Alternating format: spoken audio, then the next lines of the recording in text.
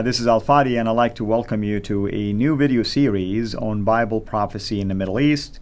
And with me here to walk us through the various parts of the Bible that focus on the Middle East and possibly even highlight some of the current events in there is our dear brother Joel Richardson, who in my estimation is one of the best to basically consult with when it comes to areas like this. And I know he wrote extensively on these topics, and he also taught a lot about those prophecies. And I'm hoping that you will enjoy this series, you'll enjoy his rich knowledge, and even enjoy reading the many books that he has written on these type of topics. Joel, as always, thank you so much for taking the time to be here with us, brother. This is a new series. Obviously, we've done at least one before that. I'm wondering, when it comes to the title or the topic of prophecy in the Middle East, people seem to at least focus only on certain traditional approaches or understandings of what that might look like.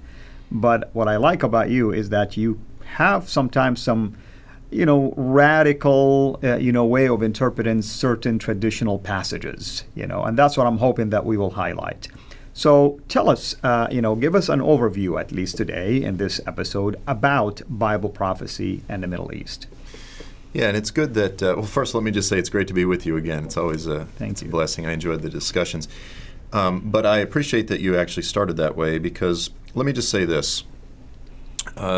Interpreting the Bible, specifically with regard to Bible prophecy, it's incredibly controversial.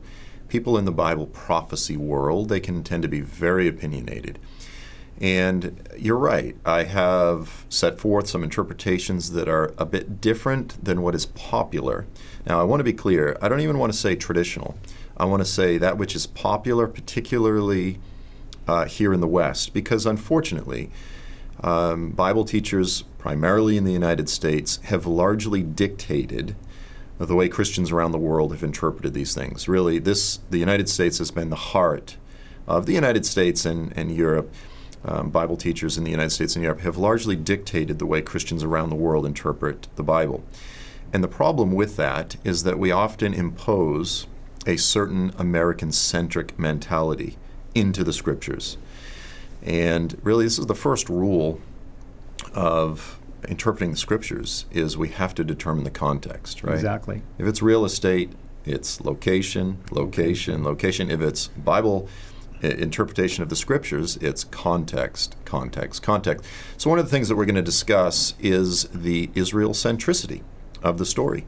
As much as it can offend the American sensibilities, in particular of some, this book is first and foremost, it always has been, a thoroughly Jerusalem, Israel, and Middle Eastern-centric book. That's the geographic context of where everything not only happened, but where it will happen, where the great battles of the last days, where Jesus will return. So we're going to actually begin by discussing the Israel-centric context of the Bible, and that's really important. And then, as you said, we're going to move on to some other key texts, some key prophecies, and try to look at them with fresh eyes. But let me say this. I value the leading and the guidance of the Holy Spirit in my life.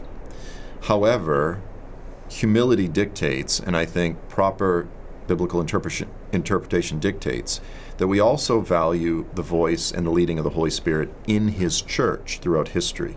Mm-hmm. And so I never take a different approach lightly. I'm always careful to really survey how Christians interpreted various prophecies down through history. I'm a commentary guy. I start with the earliest Christian commentaries on any particular passage. I work my way through. And then I say, okay, here are all of the different options.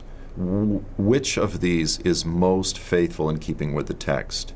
And so I think that's the best approach to take, and I think we need to hold our opinions lightly. We all have our opinions, but we need to hold them in humility. Wonderful. So is there anything you want us at least to start with as a leading to the next episode and the others after that. So I'll give you just an overview of some of the issues we're gonna hit on.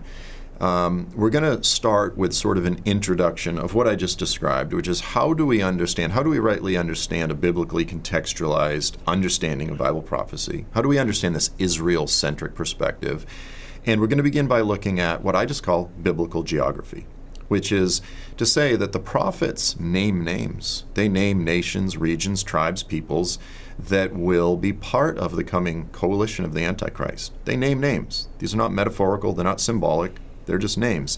And so we have to understand these. Now, sometimes it uses these ancient names, and students of the scriptures just often skip over these names. They go, I don't know, some Old Testament name, I don't know who that is, and they just keep moving. We have to stop, look at the Bible atlases, and say, what are we talking about here? Exactly. So we're going to do that initially. That's the introduction, and that's important to lay the groundwork. But then after we've moved on from the literal, the passages that are easy to understand, they're straightforward, they're literal, it's then that we move on to the more difficult apocalyptic and symbolic texts.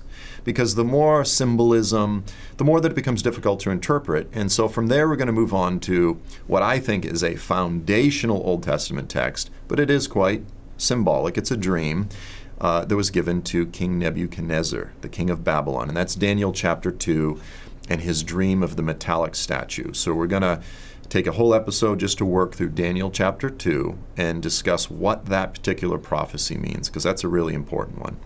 Very good, very good. Well, thank you for giving us this overview, and I hope people will be eager basically to watch, the episodes that will follow. And I'm always fascinated by biblical prophecies, and most importantly, I'm fascinated about the place of the Arab world and the Middle East, where I came from, into all of this.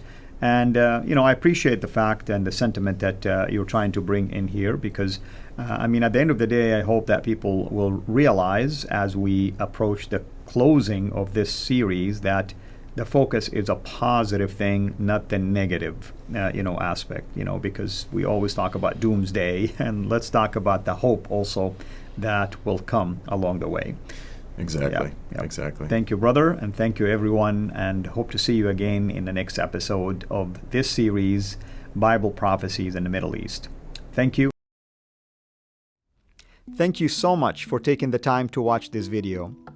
We can't make these quality videos without the help of partners like you. So please consider becoming a Patreon supporter today at patreon.com/CIRA International. I want to make sure you always get notified when we release a new video, so please click the bell to be notified, and of course, make sure to subscribe to this channel. If this video was helpful to you, please click the thumbs up. Thank you.